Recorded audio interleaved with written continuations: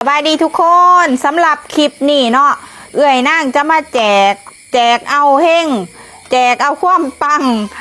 แจกเอาเฉพาะเครื่องที่ตีกลับมาเนาะแจกเอาความเฮงให้ตัวเองสำหรับคนใดที่อยากได้ครีมฟรีกดไลค์กดแชร์ออกไปเหอะนางในเด้อนางจะมาแกะให้เบิงนี่จะเป็นกองครีมที่ตีกลับมาจากลูกค้าเมื่ออาทิตย์ที่แล้วเนาะนางจะเอามาแจกประมาณ5 สุดเด้อเฉพาะครีมไนทีน5 สุดนี่ประมาณสุดละ200,000ประมาณ600,000กีบเนาะนางจะแจกให้ฟรีไปเลยมาแกะเบิงอันนี้จะเป็นเครื่องตีกลับเนาะมันจะเป็นบินทับสอด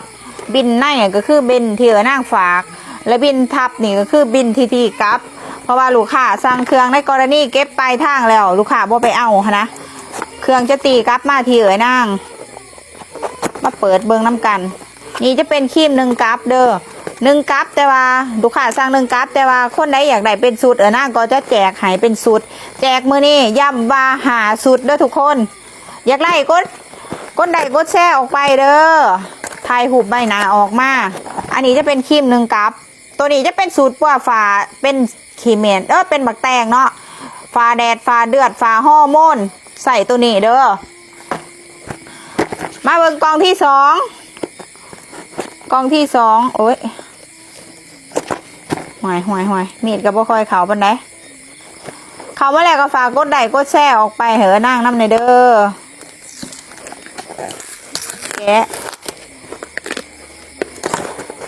ใครอยากได้ทักมาเนาะใครอยากได้คอมเมนต์มาคอมเมนต์ใต้คลิปมาอันนี้จะเป็นครีม1 สูตรลูกค้าก็บ่ไปเอาเซ็นกันบางคนบางเจ้านี่นะสั่งแล้วเฮาส่งบินให้แล้วเพราะเฮาเซ็ต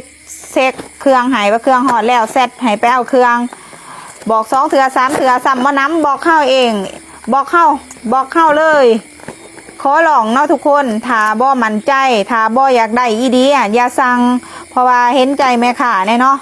เครื่องตีกลับมากับโบแมนง่ายๆเสียค่าฝากบางครั้งกับกองเพกองพังอันนี้ก็เป็นกองหนึ่งสุดนี่บินเนาะมาเบิ่งตัวนี้อีกโอ้ย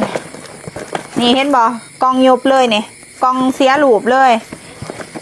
เสียหายหลายเนาะเพราะว่าถ้าเวลาเครื่องตีกลับมาค่ะขอความกรุณาจากลูกค้าที่หนาหักแต่ลูกค้าที่หนาหักก็มีหลายเนาะลูกค้าที่บ่หนาหักนี่ก็หลายอยู่แต่ว่าบ่ปานใดสำหรับเนาะเพราะว่าเฮานำเครื่องถ้าคนบ่สุดจริงหั่นก็อันนี้จะเป็นครีมกับกันแดดใครอยากได้ทักเข้ามาได้เด้อเนาะนางส่งให้แต่ว่าค่าฝากค่ะจะต้องเสียเองเด้อให้เฉพาะครีมทักเซตมาเลยร่วมทั้งเบิร์ดนางให้อยู่5 สุดเด้อเครื่องตีกลับมามี4 สุดมี3 สุดครึ่งเลยค่ะมีกันแดดแต่ว่านางบ่ได้ให้กันแดดให้เฉพาะครีมขอคนที่เป็นสิวเป็นฝ้าอยากหน้าขาวหน้าใสเนาะ